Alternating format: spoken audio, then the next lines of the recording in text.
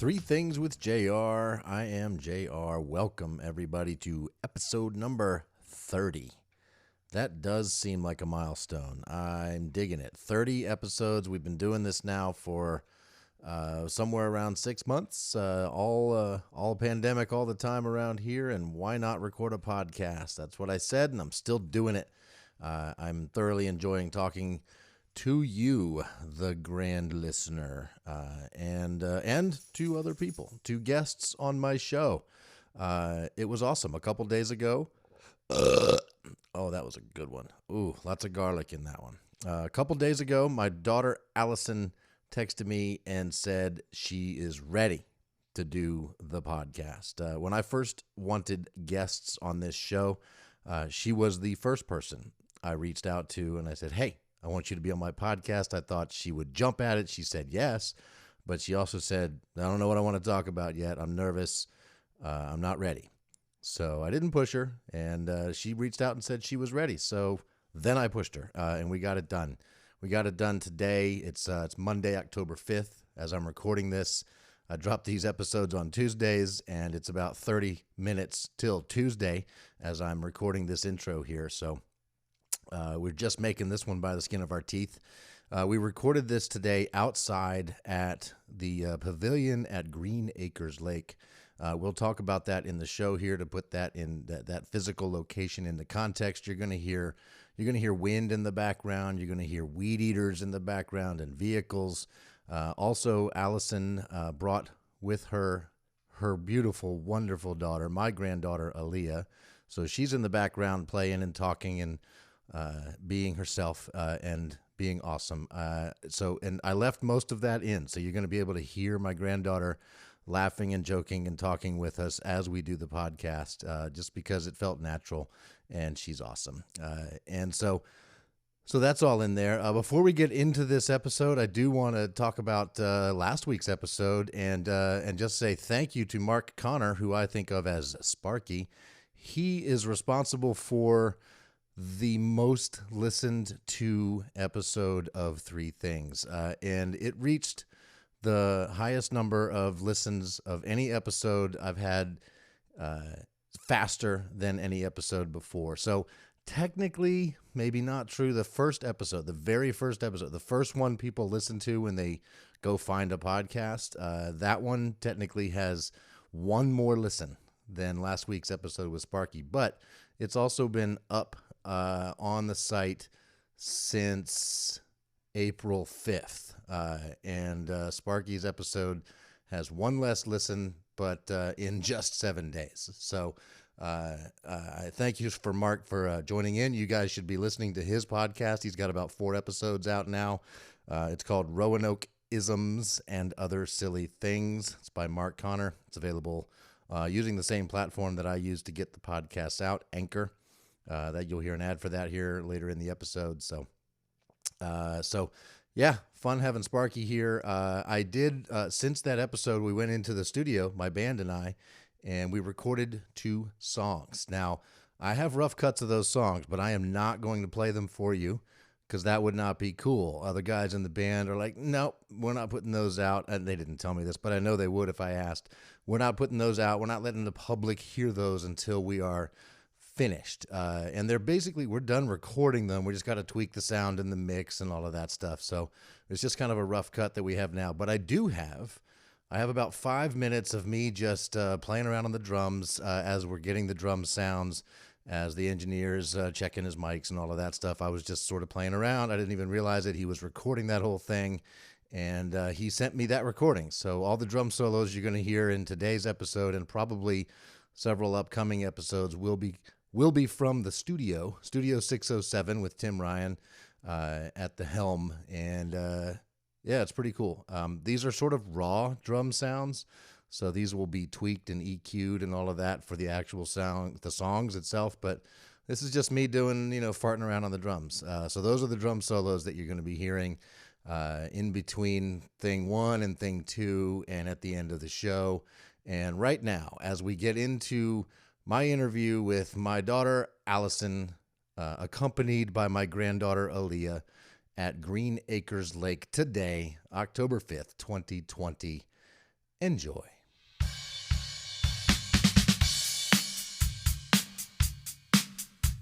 It took you a while to decide to be on my podcast. Well, it was more of like, I'm so busy and I didn't know what to talk about. Not that I didn't want to be on it. Yeah? Yeah. You were one of the first people, if not the first person I thought of when I was thinking I would like to have guests on my show. When I was first thinking of doing my show, it was going to be just me talking. And then I realized quickly that it would be a better show if I had other people also talking. Yes. People to talk to. Kind of like an interview, you know? Right. And, but still keeping it three things. So I thought of you and you were like, yeah, I'll do it. And then you were like, I'm not ready to do it. Yeah, you know, there's just a lot going on. That's all. Yeah, you have a whole lot going on. Yeah, pretty much. As much as you could possibly think of going on, I have it going on. You could say I've got it going on, really. Oh, nicely done. I think first we should address where are we? Because this is not a place I find myself very often anymore. Not anymore. We are at Green Acres Lake in beautiful Stennardsville, Virginia. Yes, my total childhood was here. Yeah, we spent a lot of time up here. We're sitting in a pavilion looking out over, depending on which way you're facing, the little 28-acre man-made lake here in the middle of Green Acres with a little beach area and a little playground and a bathhouse and some swings and a dam that goes out a little ways and a dock, and it's just beautiful up here. There's going to be a little bit of wind. You're going to have to deal with listening to the wind in the microphone. But, I don't come here very much anymore because I don't live here anymore. And my ex-wife, Alison's mom, still does live here. And, we're not together anymore, so there's not much reason for me to be here anymore. And every time I drive in and drive on these roads in Green Acres, I'm reminded that it's not such a bad thing to not have to drive on these roads every day. Yeah, these roads are the worst. Yeah. I do miss this, though, this little beach area. Yeah, the lake is so nice. Although, did you see the sign up there? I saw the sign that said there's an algae problem in the lake. Yeah, which is crazy because growing up, I was always told that this was one of the cleanest lakes in Virginia. And for me to see that sign, I was like, what in the world happened to this lake to make it now almost unsafe to swim in? Yeah. What happened? So I've seen that type of stuff on other lakes in this area in the past few years, but it usually had to do with when there wasn't enough rain, then the lake would develop algae. Okay. And so did we have like a dry spell in the middle of the summer maybe? I don't think we did. I don't really remember. A lot of rain. I don't think of this as a particularly dry summer. Yeah, this lake has always been one of the cleanest lakes in Virginia. Had a problem a few years back when the dam sprung a leak and they had to drain the entire lake and then let it fill back up again, and it's been pretty good ever since. But I guess they're having an algae problem. Just add that to the list of 2020. Yes, indeed. Oh my gosh. So the plan was to meet on the downtown mall and do some people watching, which was actually the original concept for my podcast. That is true. We talked about that like 80 years ago. Yep. Because we love sitting there at Christian's Pizza, eating pizza and watching the people and talking about the people. It's an interesting thing about people watching because everyone people watches. Sure. A lot of people do. But when I have heard other people watch, they don't do it like we do it. They do it like they're judging everyone. Right. And I feel like our people watching is more like, what is that person's life and what are they doing and who are they and what brought them here, and not like judging, right. Which is a way more fun and positive way to people watch. Yeah, it's just interesting seeing people and thinking about how they got to where they are, why they chose to look the way they look. Right. Some people seem really good at choosing the right clothes to wear, and other people make way different choices than I might have made for them, you know? Right. Some people are more expressive in the way they look, and other people just don't care. And that's not even a bad thing in either perspective. Right. And if you're on the downtown mall, you're going to see some people that clearly don't have a mirror at their house. That, or they just don't care. That, or they looked in the mirror and were like, yeah, cool.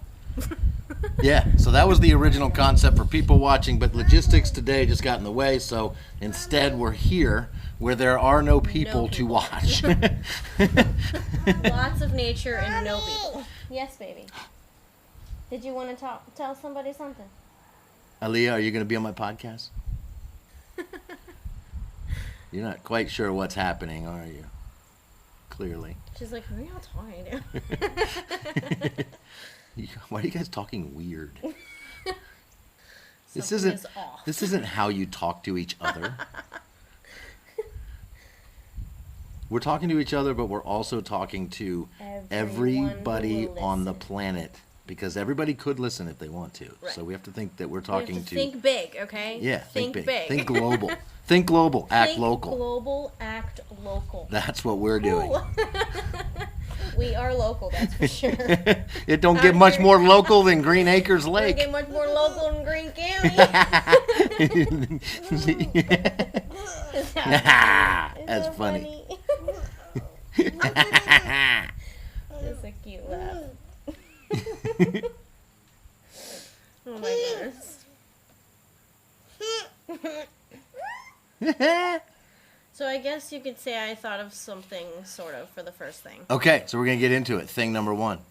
I don't have like a lot to say on it, but basically I've been thinking a lot of my thoughts have been occupied towards trying to make sure that I am displaying a strong mother to my child and a strong woman, and not someone who lets other people do everything for her or is easily brought down. And that is something that I've been trying to work on as far as in front of her, showing her that you can do that. Yeah. So I presume that that's been challenging, right? Yes. To sometimes. Yes. So, I mean, you can go into as much specifics or not as you want, but how has it been challenging? What has made it hard to do that? To present a strong mother figure for your daughter. Yeah, so obviously this is not uncommon, but everyone has their own way of dealing with things. And about a year ago, roughly this time, give or take a month or two, her dad and I split up. And since then, it's been a tough emotional battle, like letting go of the future that I thought I had, which is probably, in its concept, the hardest part. Obviously, I have to let go of the love that I thought we had, but I think the future is harder to let go because it involved my daughter. And making a new future is what is hard, because you can see it in your mind, but when it comes to every day, not letting it get you down is what's hard every single day, every single minute. When something comes up and you're like, man, that just reminds me how much we don't have what we were going to, and now I have to change, what I think. So it's changing my thought process a lot. That's requiring strength, and yeah, it's a lot of changing my perspective on So your present not being what your past self thought your future was going to be. Exactly. That's the hardest part. Yeah, exactly. The whole concept changed. The whole, cute family does life. Simple as that. It's easy to continue to do life when that's your reality. But when that's not your reality anymore and it's just you, and you have a difficult situation where it's not always the easiest person to deal with, which I'm sure many can relate to that as well. the future's not even, you don't even know what it looks like, so you have to create it. Yeah. So, Which isn't a bad thing, creating your future. so what are you doing to create your future and be a strong mom presence for your daughter? Besides the mental daily battle of showing up for me and showing up for her and, just being happy and doing things with her, I guess the bigger picture is deciding what I want to do. How do I want to raise her? Do I want to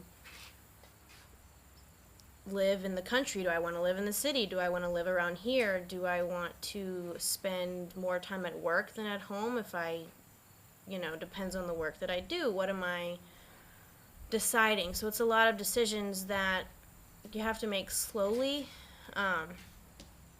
because obviously the money, or the world is run by money. So the more I can get rid of that, the better. I would love to eventually buy some land so that I can pass that down to her. And whether or not it has a house on it, I don't really care, because I also want to buy a van or pull-behind camper and be able to live anywhere. So you want to have some land, but you don't want to be tied to it. Right. As far as a place to I want to have some land live. to use, and it could have a house on it. I really don't care. But I want to have property to own that can be passed down to her, so that she will have somewhere to live. Maybe I'll build a house on it. I don't know, but that's the long-term goal, so that I can pass that down to her. But getting there is a lot of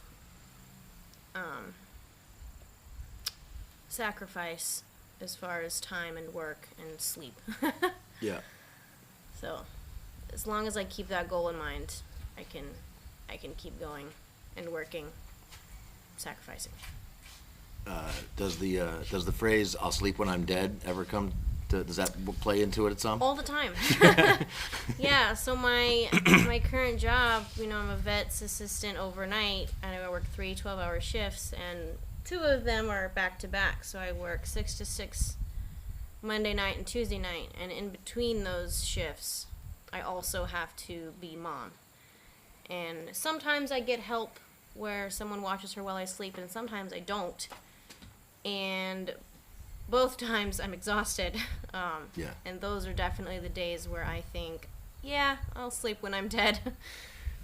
It's definitely more important to just be mom. When at my job, I teach people to sell stereos, right? Which can be very technical, and we often hire people that don't have a technical background. Yeah. And but we hire cool people. Like, that's more important than them having a technical background. And the way this relates to what you were just saying is that even when we're done with 13 weeks or whatever it is of training, they know a lot more than when they started. Right. They know more than they think they know. But their confidence is nowhere near, they don't know what they know yet. Right. Until they actually start doing the job. And it's a good 6 months to a year before somebody actually realizes that they are competent at the job. Right? But what do they do until then? Because they're on the phones talking to customers. Just like even when you are not necessarily feeling like the strong mom you want to present, you kind of just have to present it anyway. Exactly. And that's kind of what we try to help people do is we're like, look, you know more than most of our customers. When they call you, you really are the expert. Right. Even though you don't feel it, pretend you are. Yes. Pretend you are. Sometimes you really just have to pretend you are the expert that people think you are. That that you are the strong mom she thinks you are. Even when inside there's turmoil and craziness and you're not feeling particularly strong. But yeah, I think it's a great goal to have and something to strive for each day, because I think she'll benefit from that. Yeah, and I don't necessarily want it to be like I don't have emotions and that I don't get upset, because that's certainly not what being strong is either. It's more being able to power through that and figure it out. Yeah. Even if I show her that I'm upset and crying every now and then, I think that that's also healthy because I don't want her to shut her emotions out either when she strong, gets older. strong people have emotions Exactly, and cry and get upset and get happy and everything in between. Yeah. But the way a strong person deals with the sadness is different than the way a weak-minded person deals with the sadness. Right, and I've had a few people tell me, you know, you shouldn't let her see you cry. You shouldn't let her see you cry. But why? What is the reason for that? I've heard that, and I think, yeah, you're right. I shouldn't let her see me upset. But what's the point of that? Yeah. Because I don't. No one actually tells me why not. Just they don't. Oh, you shouldn't let her see you cry. I don't want her to see you cry. Why? Because the world is real, and in the real world we cry. Sure. I don't know. I can count on one hand the time I saw either of my parents cry when I was a kid. Yeah. You know, before I moved out. And for my dad, it was when his mom died. I remember seeing that. I'm not counting when we go to movies. Right. Yeah. Right. That Dad would cry at movies all Yeah. the time. La Bamba comes to mind. When Richie Valens dies at the end of La Bamba. Ooh, I mean, Dad was crying for an hour after that movie. Oh man. I mean, he could see it on his face. His face was red. His eyes were puffy and all that. Yeah. But, you know, other than that, it took some pretty serious stuff to get either of my parents to show that kind of emotion. Yeah. So. Yeah, it's a normal thing for parents to hide their emotions for their kids, which often is a good thing, but I definitely don't think that we should hide everything. That's just me, as my being a parent Right. opinion. The only time I can remember seeing my mom that way was when she had bought a car. I think it was a new car, or it might have been like a slightly used car from a dealership. It was a Dodge something. They called them K cars. They were one of the worst cars ever made. They were awful. Oh man. They would probably be like top 10 worst cars ever made. Okay. I can't remember what the actual models of the car were, but there was a Dodge version, a Plymouth version, and she got one, and it wasn't long after we got the car that we realized it was a bit of a lemon. Mm-hmm. And I remember being at the dealer. I wasn't involved in any of the conversations, but clearly my parents were, I think, trying to return the car or somehow get out from under this horrible purchase. Yeah. And it just wasn't going to happen. And my mom was very upset. And I remember that to this day. Well, I can definitely understand that. Car and problems? relate to that. Mm. Seems to be a never-ending problem in my life. I can't wait until I can buy a car that maybe has a warranty on it or something. Yeah. As nice as it is. Wait, not to don't have you a- get those phone calls? I mean, just call Oh, people calling I do all get the those time. all the time. However, I have looked into it. Turns out they don't give you warranties when you don't buy the car from them. Oh, so why are they freaking calling us? Gosh, I don't know. Even Aliyah's like, that's ridiculous. It's ridiculous, isn't it, Aliyah? That is the best face. All right, so what I was going to bring up for thing one was having to do with you. Aliyah's hilarious. I don't know if have you been listening to the podcast? Some of them. So I'll fill you in on some detail. A few weeks ago, a month ago, I put a thing out on Facebook. It was about basically it was a Facebook post about all lives matter and Black yes, Lives Matter and all that, yeah. and it sparked quite a humongous debate. Right? Yeah. And it was a big old argument. I had a bunch of comedian friends, people from my high school, people in my family. Were you involved in this one at all? I don't know that I commented, but I remember seeing a lot of it. So I've been in a lot of those. So. Yeah, I mean, people literally from all over the world were involved in this very heated Facebook debate. People said some nasty things about my dad. Oh, yeah. People were calling him racist, even though... I mean, I posted that knowing that it was I had him in mind when I posted it, and I didn't know it was gonna go where it went. Not really sure what she's laughing at, I know. but it's cute. She's just looking at me and laughing. I'm hilarious. You're funny, Grandpa. Yeah. So what I was thinking of and what I want to talk to you about was you've posted things on Facebook that have also sparked debates and conversations with especially with Poppy, my dad, and many other people at the same time. And it's always interesting to do that. And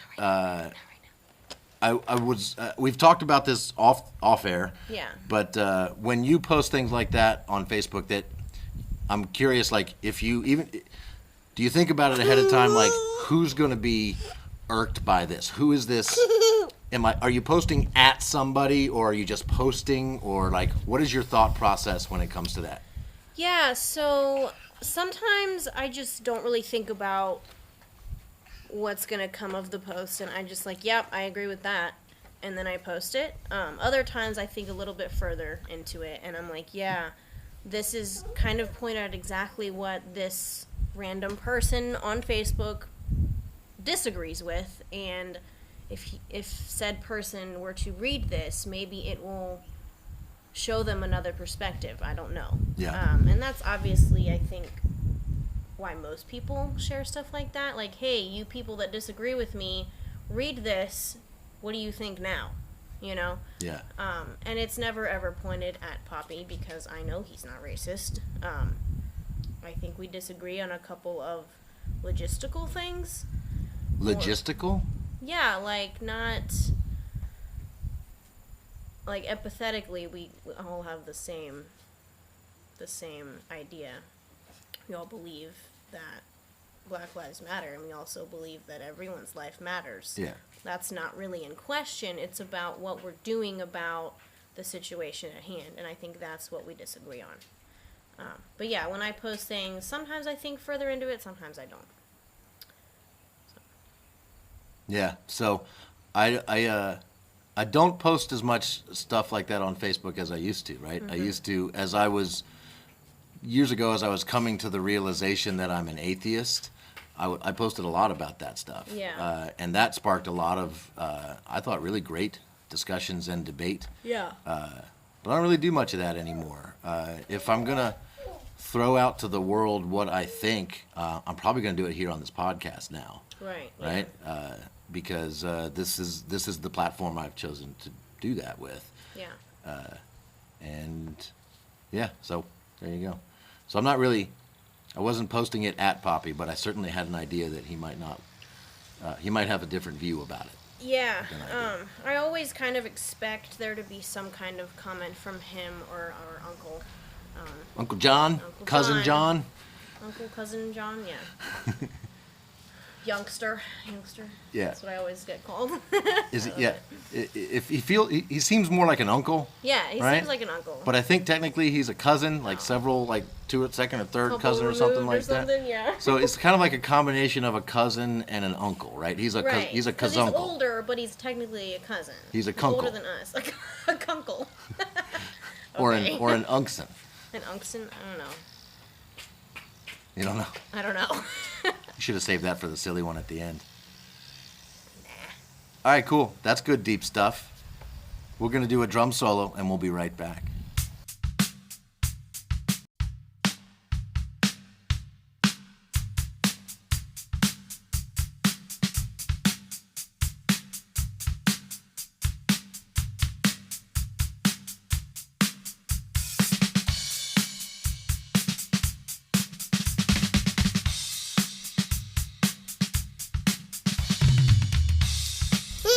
All right, we're back, and Aliyah is cracking herself up, and we don't even know why.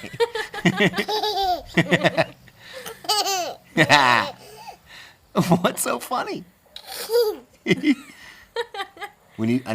is good. I need more baby laughing on my podcast. Yes, There's not enough of especially like that. the cutest baby laughing ever. Yes, from the cutest baby ever. Okay, so thing number 2. What is inspiring you?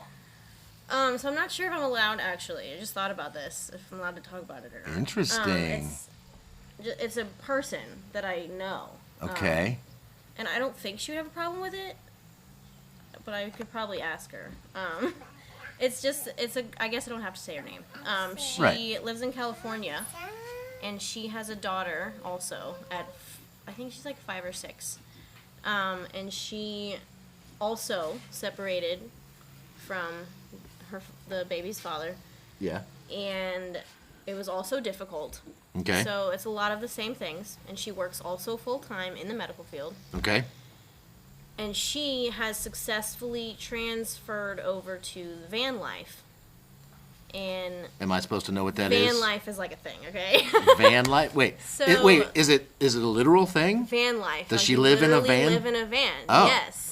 I thought van life was like, capital V, capital L, like it was an app or a website or something, or a group of people. She bought a van, and she restored it herself to live in. Oh. And did all of the work. She posted all of this progress she's done on the van on her Instagram stories, and she's just posting like her becoming who she wants to be.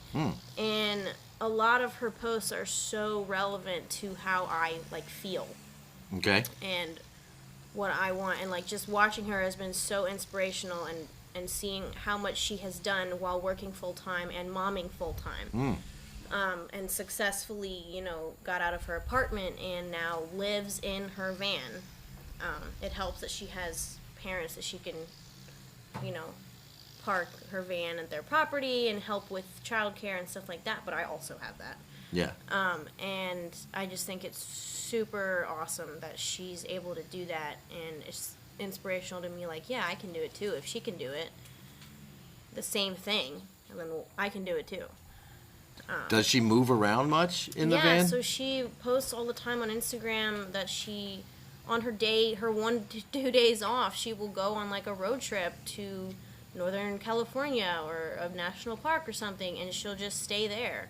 And most of the time she has her daughter with her, and they'll even do virtual school in the van, and go to the beach and all this stuff, and she can go on her lunch break from work and go home into her van and take a nap and eat her lunch out of her van. And I think that is just so cool.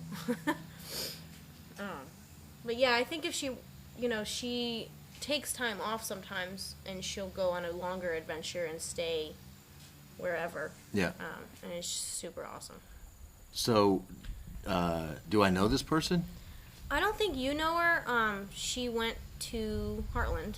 Okay. And that's where I met her when she was probably 18 or 19, I would assume. I didn't know her that well, but following her on Instagram, I got to see a lot of her, achievements and live, growing up or whatever, what she did after Heartland. So if she's publicly talking, putting this out there on Instagram, it's probably fine that you can talk about her. Do you want to plug her Instagram at all? Get people share that with people, right? She would probably appreciate that. Exactly. It's not like you've said anything bad about her. No, I just didn't know. So her name is Natasha, and her Instagram is called Tash of All Trades. So TASH of All Trades. Tash of All Trades. At Tash of All Trades? Yes. On Instagram. Yeah, and she has a beautiful Instagram. It's gorgeous. She is gorgeous. Her daughter is gorgeous. And she's really fun to watch on Instagram. If you wanted to see her really quick. Oh, you can see the van. Yeah, man. Her van is awesome. And then I followed a couple other people that she follows, too, that are doing this van life thing. There's another one that has another single mom that has I think he's like a 10-year-old son, and she also lives in a van.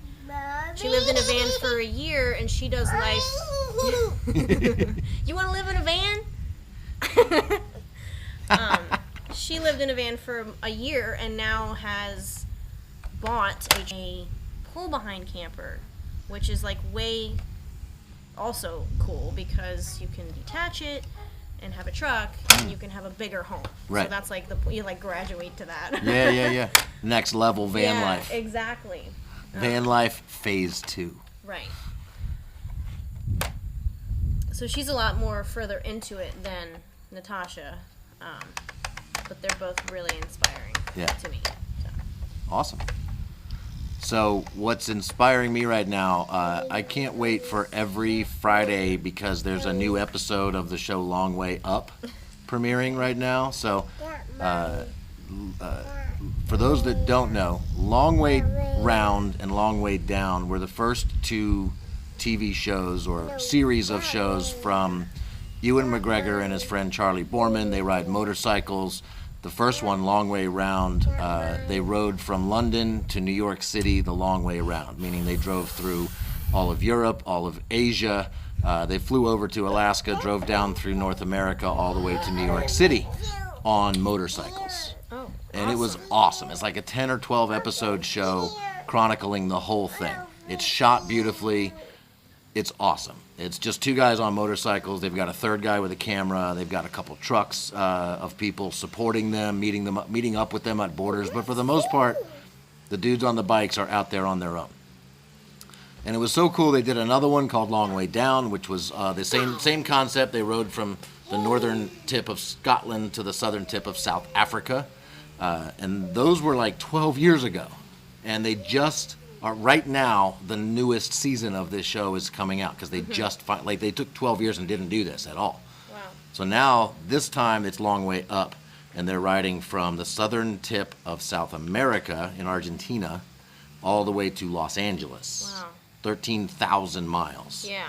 And I love the idea of the show. Like, I think I remember you watching Oh, this yeah. a long time ago. and you don't even have to really be into motorcycles because for them, and for a lot of people on motorcycles, the reason to go out riding isn't just about the riding. Of course, see. that's exhilarating. Yeah. But yeah, where do you stop? Like for me, when I ride my motorcycle, I am just as excited about where I'm going to stop. Right, of course. And what I'm gonna go, like, I want to ride somewhere. Like, I want to stop at a cool place. I want to meet new people. I want to Yeah. see something interesting, right? And to do it on a motorcycle, there's just something special about that. And this show is like that to an extreme. Right. And they took it to an even deeper extreme on this new season because they're doing it on prototype electric motorcycles. Oh. Cool. Harley Davidson live wires. Harley Davidson What? custom built some of their new electric bikes for these guys. And Wow. the trucks that they're using to support them are prototype Rivian electric pickup trucks. They also have backup trucks with a generator and gas-powered stuff. And the third guy on the motorcycle with a camera, he's got a gas-powered. I mean, so it's not like they're not using gas-powered stuff, Yeah. but they're basically a carbon-neutral show. Yeah. And they're finding out that if you're one of the first people to ride through South America on electric motorcycles with electric trucks, it's really hard to find places to charge. Yeah. But that makes at the sense. same time, that causes them it gives them opportunities to meet people because they basically, if you're just going to charge these bikes off of someone's house, just plug it into the wall, it's going to take like all night to charge Right. the bike, literally, because it's a slow charge. If you're in America and you stop at a Sheetz and there's a charger there, it's going to take an hour to charge your Right. bike up. Yeah. Literally. So that means they're going to stop and they're going to see people and they're going to have dinner with people and stay at people's houses. And it's a pretty cool aspect of the show. So at some point in the next couple of years, Darren, my friend from high school, and I have a long-term plan Awesome. to ride motorcycles a long way. We're not going to do electric motorcycles. Yeah. We are not going to have trucks of people following us, supporting us the whole way. We really just want to do this kind of old school, Yeah. like ride from here to Alaska and back. Ooh, that would be awesome. Yeah, Be really yeah, cool. like a 7,000 or 8,000 mile ride, something like that. Wow. So it's a long-term plan, but this show coming back on the air, just reinvigorating that for me. Yeah. I don't even talk to Darren about it yet. I hope he's watching the show, but yeah. So there's that. That's awesome. It's Long- very similar, inspirational bit. Yeah, no kidding. Mine. Yeah. So long way up. It's on Apple TV, Apple Plus, their streaming service. They paid for the show You basically. don't have to like motorcycles to watch it. Similar to Top Gear, you don't have to like cars to watch it. That's right. 'Cause It's You- so fun. Ewan McGregor and Charlie are just two really cool individuals, and they're best friends. Yeah. And so seeing them Nice. together and with people, it's awesome. Awesome. All right, thing number 3, something silly. Because why not? So back to being at the lake, Yeah. and spending my childhood up here. the videos you and Chester used to make. So we've chosen the same third thing. Good. I'm glad. Good. I was thinking about it because I don't know what made me do this, but I showed my coworkers some of the videos at my new job. Oh, wow. And everyone thought that it was hilarious. They were cracking up watching Paco jumps and the redneck things we did up here, shooting the potato gun, and the video that says we're not rednecks, in which we go to show that we are the most fake rednecks you've ever seen. Yeah. Oh, and we cannot forget the burning of the piano. Yes. Oh, that was epic. Best one. So yeah, I was definitely since we had to call an audible and film and record this up here, I started thinking about things just for up here, and yeah, I mean, I used to stand right over here and shoot that potato gun and bottle rockets and stuff like that, and well, I think we have an entire video of us destroying Coke cans. Yes. Right? Like Coke cans that are full of Coke, shake them up and chop them with an axe. Destroy them in any way you want. Yeah, Yes. and I had slow-mo, and this was back in standard definition video, so it looked awful. Like the slow-mo was made it even better. Yeah, blurry. Yeah. We were blowing up pumpkins. We had that little toy house out in the woods that there was a bee's nest in. Melted the crap out of it. We torched it. My favorite line in that video is when Chester comes up. So there's this huge bee's nest in a small plastic child's like toy house, right? Yeah. Huge bee's nest, a hive, right? Hanging inside. Alison, nobody had been playing in this thing for years. Right. And we realized, we've got to do something about these bees. Someone's going to get stung because it was right next to the house. And so our solution was to set up cameras and film us taking an aerosol can of like hairspray and a lighter and just torching the hell out of the bee's hive. And it was awesome. We've got some great footage. This video is on YouTube. I'll tell you how to find it in a second.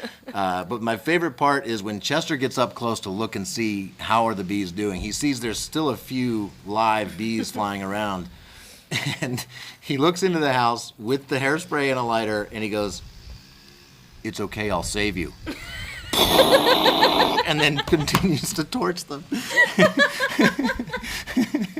What a freaking dork. Oh, I love it. Oh my gosh. So I rarely think of these videos, and it's like, I don't use that YouTube channel to upload any new videos of my own now. Like if I'm going to upload motorcycle riding stuff or any of my comedy bits, it's going to go on a different channel. Right. And that new channel has like no subscribers. And the original channel that all those videos are put, there's like 100 or something videos on that. Yes, there's a lot. And with many, many thousands of views. Like we got a people lot of views. Enjoyed watching us not be rednecks. I still get comments on videos. The one I get the most comments on is horses have itchy butts. Are you serious? I do still get. Oh my. We were at the barn where Izzy worked, right? Right. And I hadn't spent a lot of time around horses at that point, right? But I noticed that one of the horses was scratching its butt against the wooden side of its stall, and I thought this was hilarious, so I took a video and I posted it on. It's like a 20-second video of a horse scratching its butt against a wooden post. Right. And I just titled it "Horses Have Itchy Butts." What I didn't realize was that's a thing. Like that's how horses scratch their butts all the time. This is incredibly common, but there's a lot of videos on you. Mine wasn't original at all, but that one has thousands of views, That's and I still get funny. comments on horses have itchy butts. Oh my gosh. What are the comments like? I don't. It's been a while. Yeah. Oh my gosh. I also was back then. I had no idea how it worked with music and videos, so I still get emails with like from YouTube saying, "Hey, there's a copyright claim on this video because you used music. Like, there's some Limp Bizkit in this video. You can't. You either need to take it down or choose some different music, or we're going to put ads on this video that you cannot get any money from. The copyright owner will get all of the money." What are you doing, She's Aliyah? sticking the the thing straight into her eyes is what she was doing. Please don't do that. She's got my sunglasses and she's taking the stems off to the side and she's putting them in her eyes. Poke your eye out, kid. So if you want to see these videos, it's youtube.com/astoff, ASTOFF, as in Adam Stoffel, astoff. youtube.com/astoff, and you can see Alison when she was a little girl. You can see us all skiing. There's a bunch of skiing videos up there. There's some really touching videos up there. There's some hilarious stuff. There's some ridiculous stuff. There's some awful stuff. There's some really funny stuff. And a lot of it was filmed right here where we're sitting at Green Acres Lake.